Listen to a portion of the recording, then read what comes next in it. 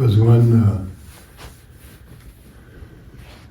great ancient teacher who didn't give many talks, and he got pestered so much he came up to them. He said, okay. And he came up and he just met everyone's eyes, and then he left. Something to be said for that, you know.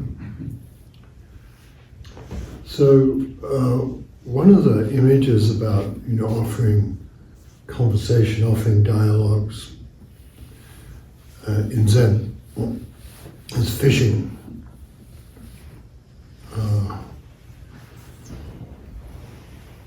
And so somebody asks a question, and then somebody answers, and the idea is it a successful fishing expedition, is the idea. And so the image of fish as creatures that go in and out, you know, they go through all the domain. They're working down in the deeps. They live down in the deeps. And in Sesshin, in a way, we become fish. You know, we do that. And I was thinking how, you know how sometimes you're just meditating and you start weeping? And you don't even have to know, I don't know why, you know, like I think of that as the tears of the way. And in some way we're moved and we're opened up and we're softened up to the practice and to life. And if you never have that experience, in a way you don't quite enter the way. You never feel that tremendous tenderness of that. And so the thing about if you can't weep in a zendo, where can you weep? You know. So just the way if you can't laugh in the zendo, where can you laugh? You know. So, but the tenderness, we don't tend to censor our laughter as much as our tenderness, you know, and our sorrows and things like that. And so I just want to put in a word for them, a word for sorrow, and a word for tears, you know. And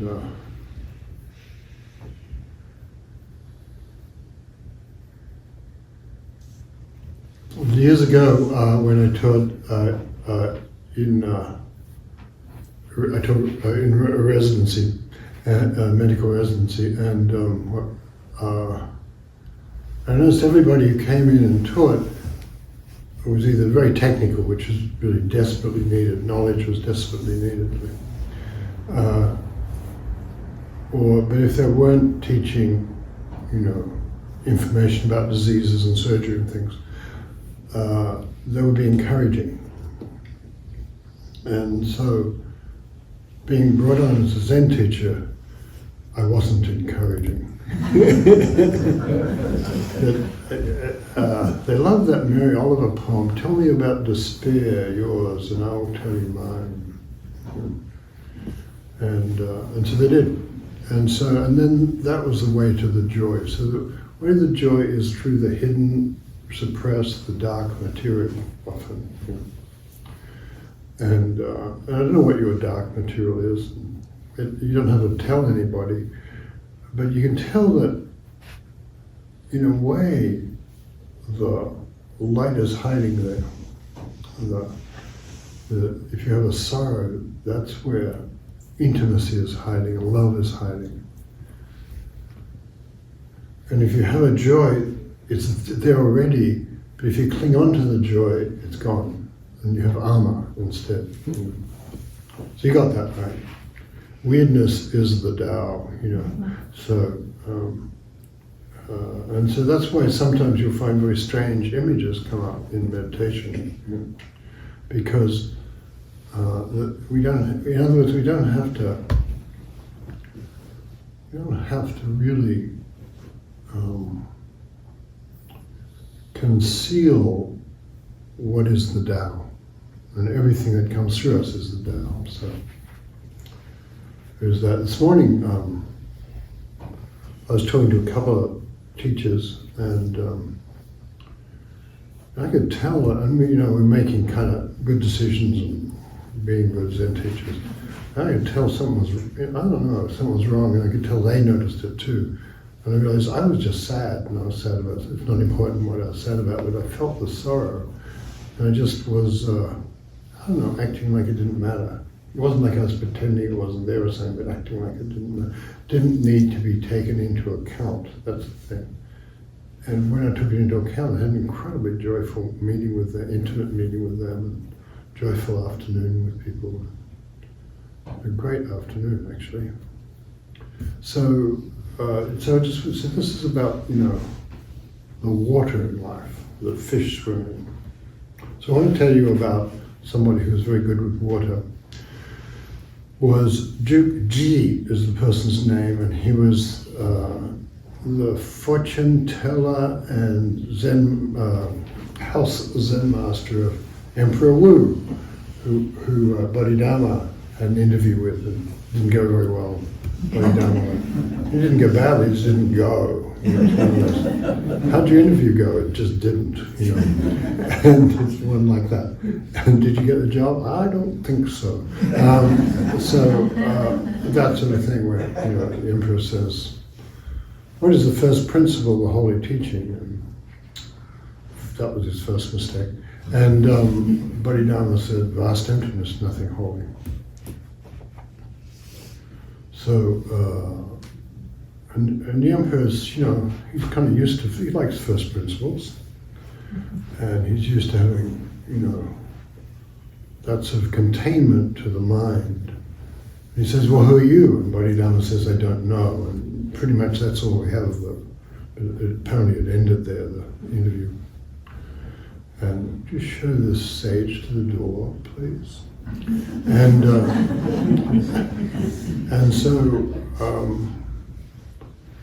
but the emperor's had this advisor, Duke Ji, who said, "Do Your Majesty know who that was?" And he said, "No, I don't. That's the third don't know from the emperor." He says, "I don't know." And the Duke Ji says, that was the Bodhisattva Avalokiteshvara, the manifestation of compassion in Kuan Yin, bearing the mind seal of the Buddha from India. And the emperor felt regret and said, well, can we ask him to come back?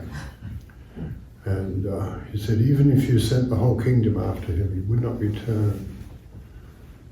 And I want to say that moment is important when we consider things like sorrow and tears, some things do not return. And you have to, in a way, be honorable about that. Perhaps you made a mistake and hurt somebody, but you cannot unmistake that.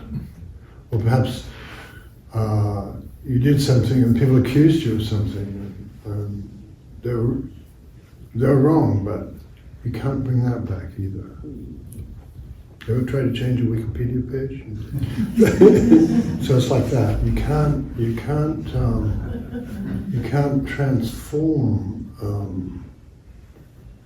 You can't transform the past. You can't transform what is. However, the transformation is always happening, and it's absolutely fine what did happen. If you have grief, you have grief, and the person you have grief about has gone on to whatever they've gone on to. So the Duke. Let's go to the Duke's childhood, and you're on one of the sort of major cross canals in China, and the great rivers were connected by canals, and the great rivers are huge, and you can swim across them or something, and so people naturally lived along the canals, and this woman's walking along, and she's coming back from her time in the fields, and she notices, I don't know, she hears a baby crying. She thinks it's kind of weird and it seems to be coming from up above, and it's coming from up in a tree, and she climbs the tree because she's a sturdy heroine in our tale, and she climbs the tree, and and and the baby cries. It really sounds awfully like a baby, and there's an eagle's nest up there. And so she looks over the top, and the first thing the baby sees is this face looking over the top of the nest, and this sort of wrinkled, kindly face looking at him. And so she catches the baby, and the baby has a golden face, and he kind of can't walk very well. He's got claws on his feet, and his face always shone. It was a little bit hard to look at, and so she brings him down and raises him, and then he becomes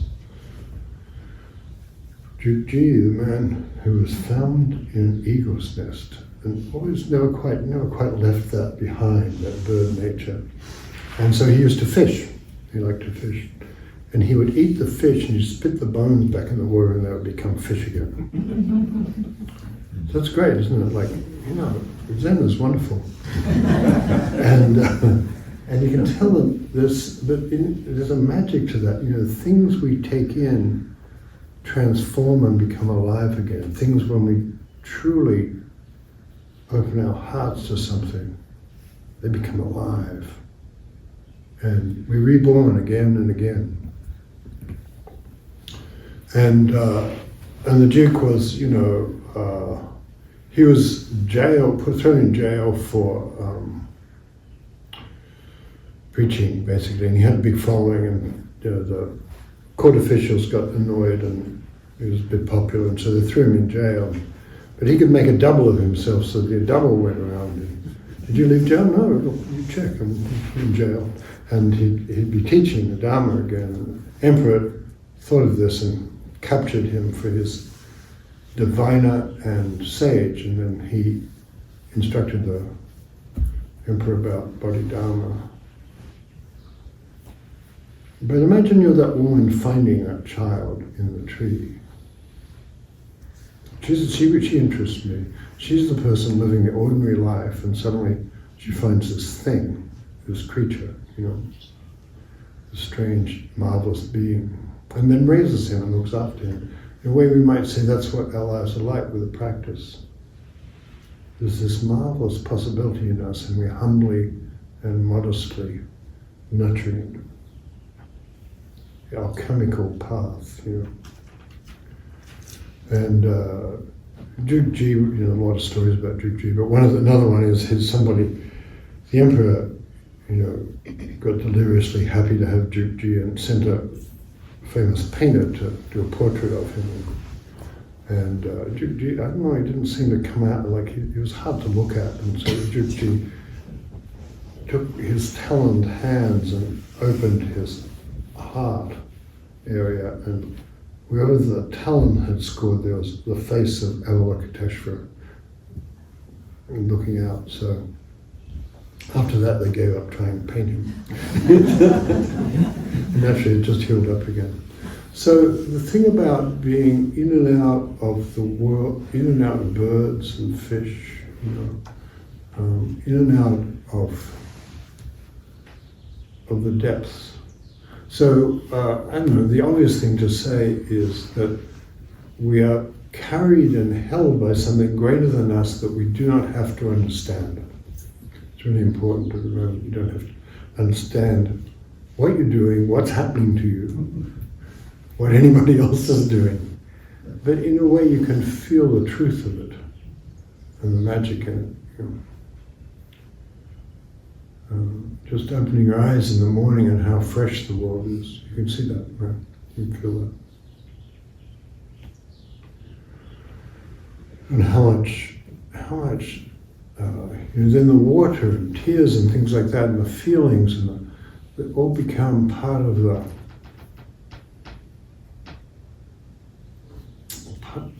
what transforms us, the medium of transformation. There's a great story it's about the dog and the Buddha nature of the dog and things like that.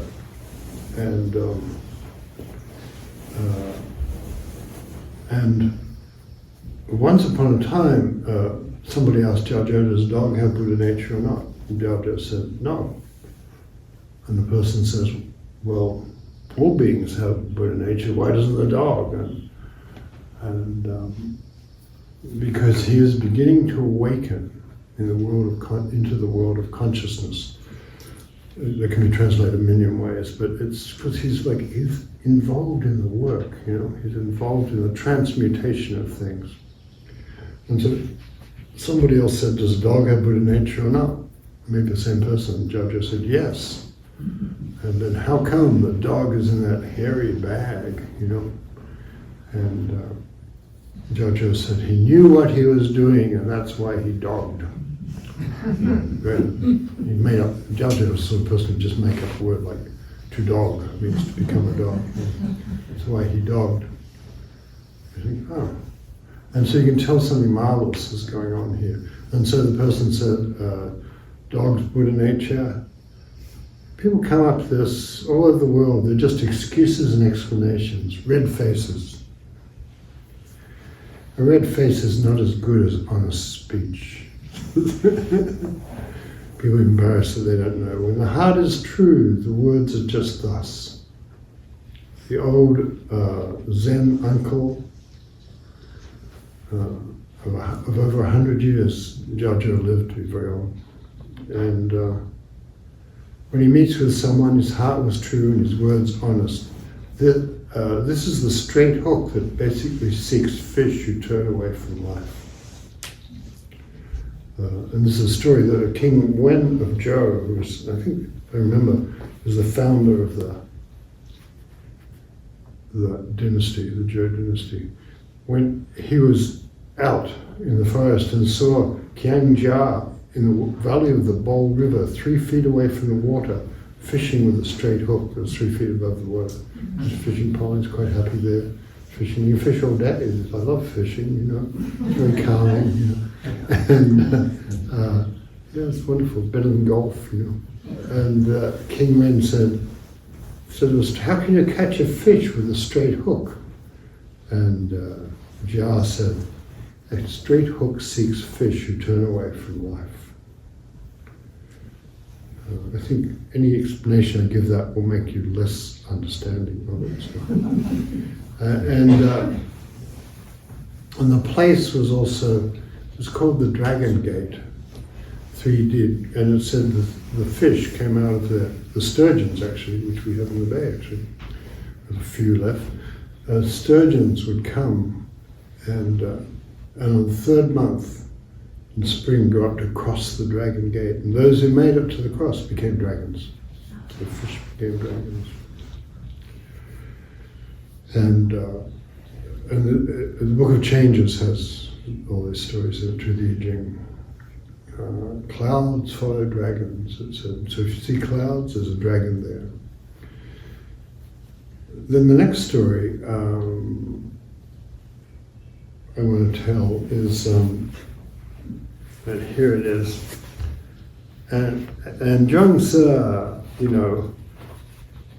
know what the sutras are like, and Zhuangzi is the person who began to transform that. Lao Tzu did before him, but transform that consciousness, because instead of saying, I don't know, this is how you fast and you should eat the meals at this time, you had, don't eat afternoon,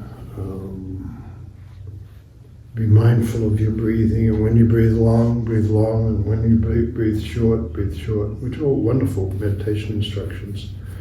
But Zhuangzi doesn't do that. He starts out, it's called Free and Easy Wandering, and he starts it out like this. In the northern darkness there's a fish whose name is Kun. Kun is so huge, I don't know how many thousand miles it is across. Then he changes, he rises out of the water with enormous splashing and becomes a bird, just as large, and with thousands of miles across its wings, and they're like clouds all over the ocean. And when the sea begins to move, the bird sets off for the southern darkness, which is the lake of heaven. So it's a metaphor for what happens in meditation, A great, enormous fish. And you can feel that fish sometimes, And it becomes a bird. So,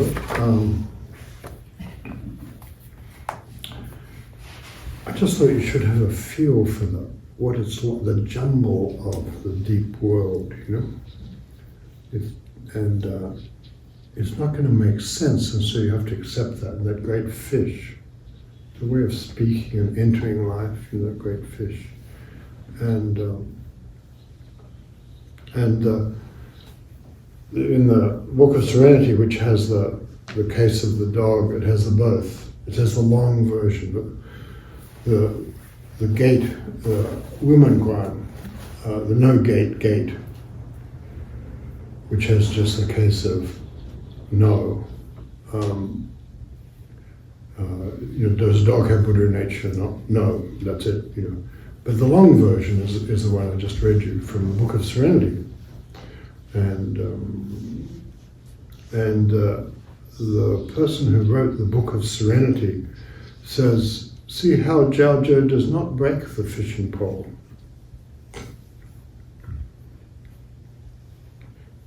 He doesn't kick the boatman over either.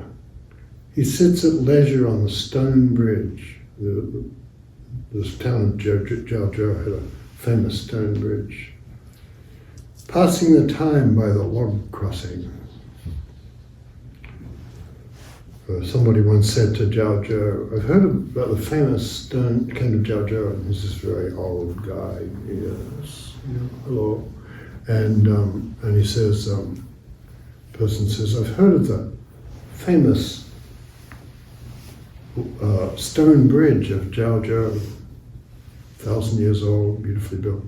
But all I see is a primitive log bridge."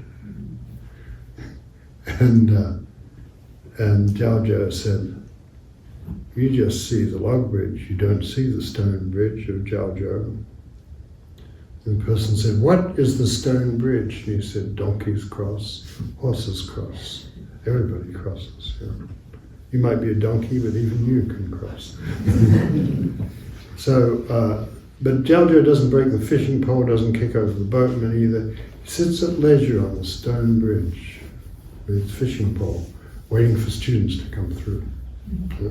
Ask, does a dog have Buddha nature? Okay, if that's your question. Yeah. And it says, naturally there are those who climb up the bank and fall into his hands. There's a fishing thing, we're fishing. Everybody here is fishing for awakening, fishing for the light. And teachers fish for, somebody who can see the light, I guess. Someone who can share the light. And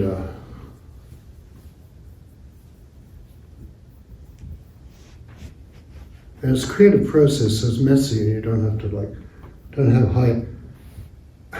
don't have high expectations of yourself in terms of finding the light. I'm just saying, the great William Stafford poem it's not a poem, it's an instruction where he used to teach poetry, and he said, write a poem every day. He believed that poetry was a practice. Not everybody believes. I suppose everybody believes that, but writing a poem every day is not everybody's cup of tea, But it certainly keeps him honest, So write a poem every day, and you feel that about his poems have that easy, loping, grace, strolling quality about them. And someone said, I couldn't possibly write a poem every day. And he said, lower your standards. I couldn't possibly get enlightened this session. What do you say? Lower your standards. You just try a little bit less hard to do pure meditation. The original record has that this monk attained enlightenment. One may say that he got hooked. Jiao got his wish. The bait is clouds, the hook the moon, fishing in the clear harbour.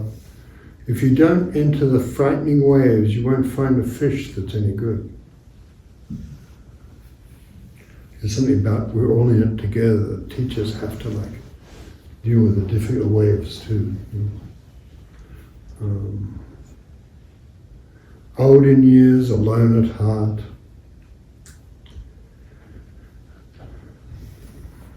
the song, leaving the clamour. So yeah, so there's that. The other thing about the whole thing about the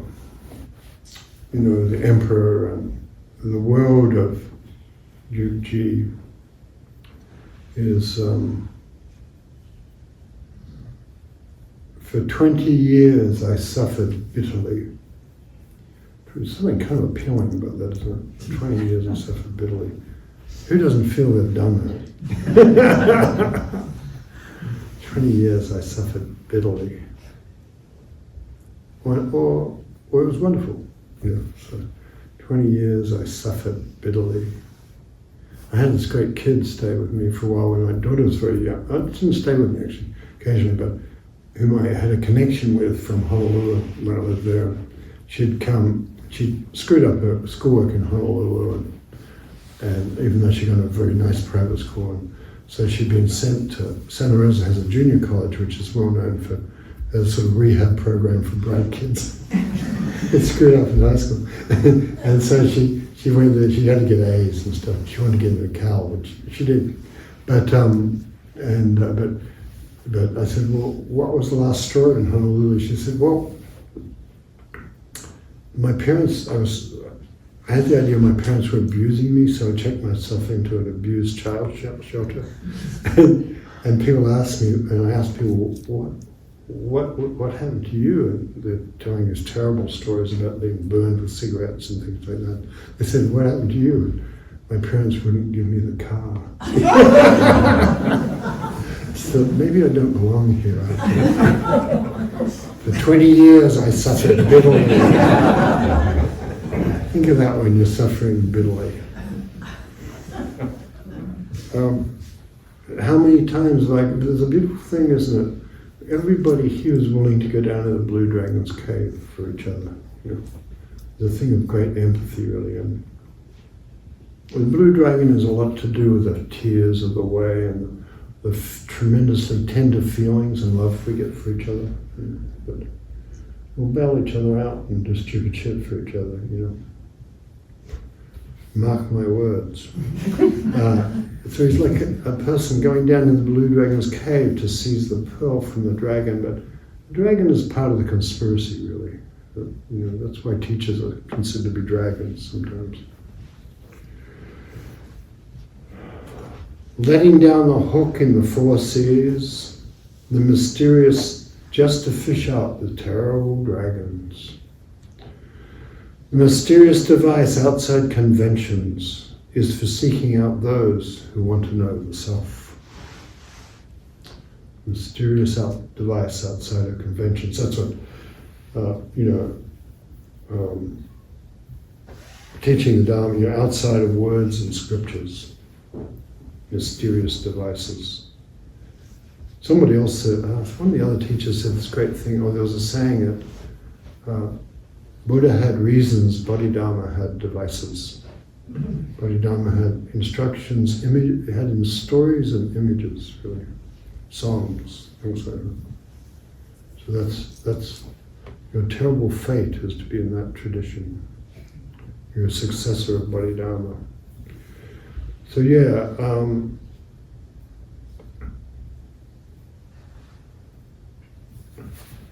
and so the final thing to say, I think, is if you can't go down into the realm of fear and tears and whatever it is your realm that you refuse to be part of and think, I can't have that in me, that would be wrong.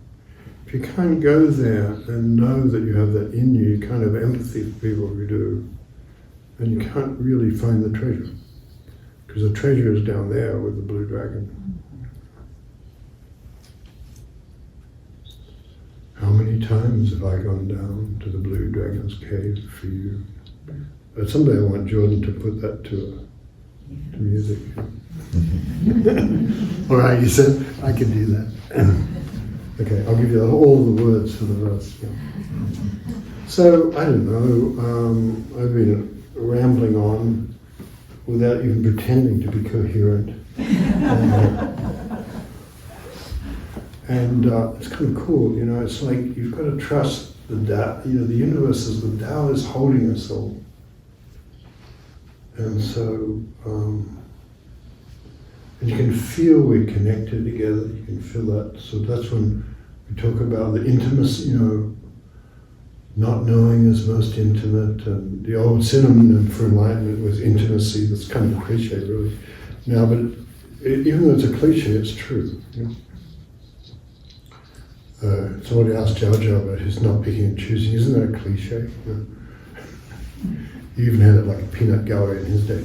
Isn't that a cliche? And he said, well, for 40 years I haven't been able to express it better. Yeah. Intimacy, intimacy, intimacy. You can feel how it's like when you're armored and you're sort of defending and you're trying to, like, I don't know, muscle through. There are times for muscles, and that's good, and I'm not opposed to them. But there's that thing that, to let the Tao float, to let the wind blow through you, to let the Tao carry you, to let the waters carry you. To be not afraid to sink down into the waters and see the creatures there, great fish and dragons. It's a nice thing. It's a great thing to do this practice. And you become unafraid of stuff. But if you are afraid, the good thing is that's the door. Okay. So don't be afraid of being afraid. You get what I mean, right? Yeah, good. You're enlightened. You can teach the next door.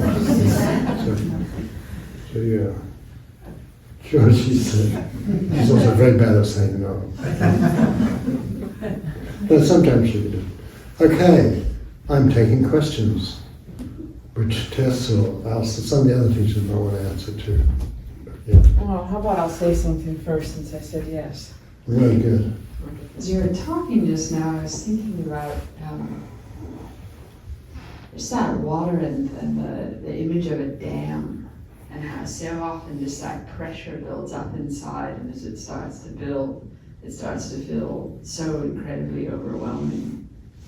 And then it starts to be more and more and more frightening to see what it is. And when it starts to break, there's an even stronger impulse. And I was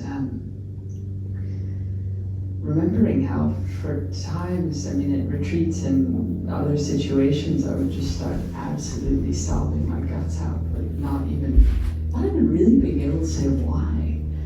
And I could kind of come up with something, but it kind of felt half true. Like I could tell they were just tears, that they were that Blue Dragon's cave tears. They were just something deep within me. And I notice now how much, I don't tend to sob as much, but I just cry all the time. Like just the water flows more. People come to see me, they tear up, I tear up. Like it just is and I was thinking of it as you were talking in connection to, for some reason I thought about the first time someone, after some of those dam break flows, someone would ask me something like, well, tell me about, your story or where you're from and something, and I would have no idea what to say. What's my name? I don't know. And I couldn't read, well, your parents, and you're, well, yeah, I have parents, and maybe they would, but it was like I couldn't come up with purchase of that. Any of the things that seemed to just be swirled in that pool somewhere. And sometimes they would give a glimpse of what they were, and sometimes they weren't. But just that, just that. Thank you. Good. It's nice to have you pick up the ball when it's thrown. Yeah. Someone was telling me, I don't know, I can't remember now who it was, but it's quite common for people to come in and say, oh, I just can't find the stuff I usually have in my mind. And there's a tremendous temptation to just work really hard. I think that's pathological. I work really hard to get it back. But, when Bodhidharma said, I don't know, he meant it's the least interesting question I can think of. I'm not capable of answering it in a way that, because what you want to know won't be answered by the answer to your question. Oh, I'm an Indian sage, and I studied with the great Tarrant, who was unusually one of the great women teachers, and then I tracked all of it. It's not very interesting compared to, I don't know who I am. Yeah, cool, right? Isn't it great? So you don't move, like coming through customs. Who are you? I don't know. Why are you so, you just need some handy things to hand out, like, cards. Whatever the customs people are going to want in your country you're passing the border over. What else? Alison, did you have anything you wanted to say? Nothing lucid, I think. That wasn't my question. The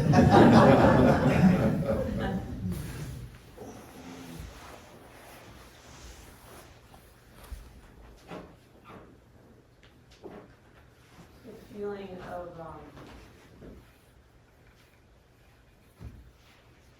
as soon as they would start to define themselves or define the problem or define the trouble, right? Define how to use the mind. Think of them as fish. I feel like I need to say something important now. I don't really know what I want to say about that, just that I guess to say that the transformation is autonomous and that I only need to be there with someone and not leave them while it's occurring, and in myself not be afraid of where they are.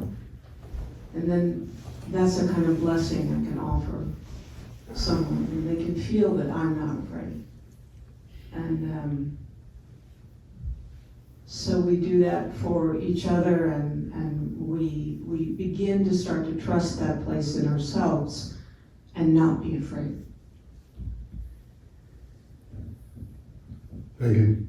That's one of the things about, a lot of it's, I've often said I started out wanting clarity, and probably talking with another teacher today about, why'd you do Zen? Well, it was language we didn't understand, doing things we didn't understand, and we weren't supposed to have any feelings. That's probably about it. and so we've turned that on its head, with the openness of the heart, the thing we're afraid of is how open we feel to people. And that's a big thing, right?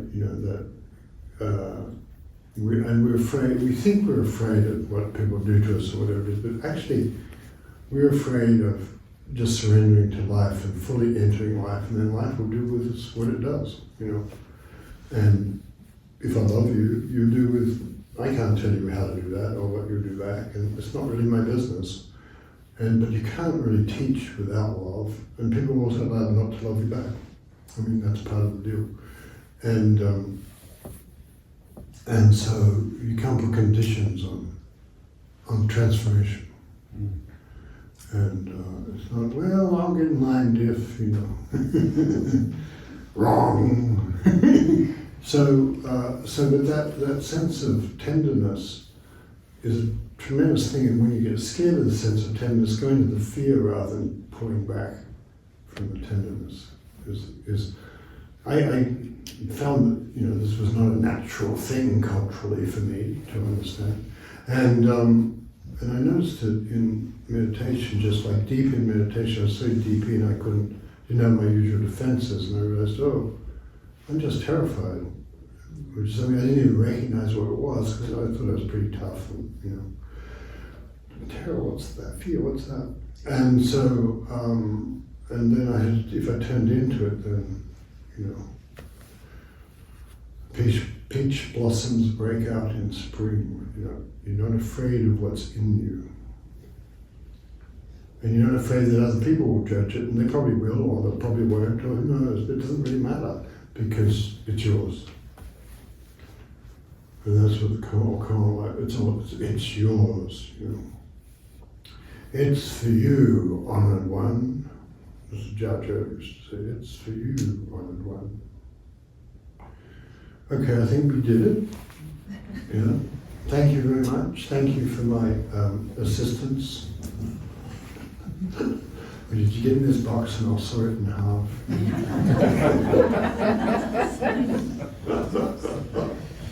Well, yeah, I'll get in the box and you'll saw me. Yeah, Marion has it. I just wanted to say that there's something about the environment and the people in it, and that I think I feel more open-hearted and tender than I've felt in a really long time. And a lot of it has to do with all that happened, but being here and being in this place with so many friends and embracing and asking questions that I need to look into. And all of that feels like it's such a big open door to just go in and be tender. I'm just amazed and touched by that. So thank you, everyone, for such an offering. Yeah, it's nice when we're all together. Yeah, but Matt's patting his heart there. It's like that. Yeah. And we can tell if we're in it or not, or we're just trying to be safe. And I'm going to be completely safe and get enlightened. Tell us how it turns out. So yeah, so it's touching, and it's a nice thing. People often write to us about our community, so thank you, of which you are part, yeah. Okay, now we did it. Thank you.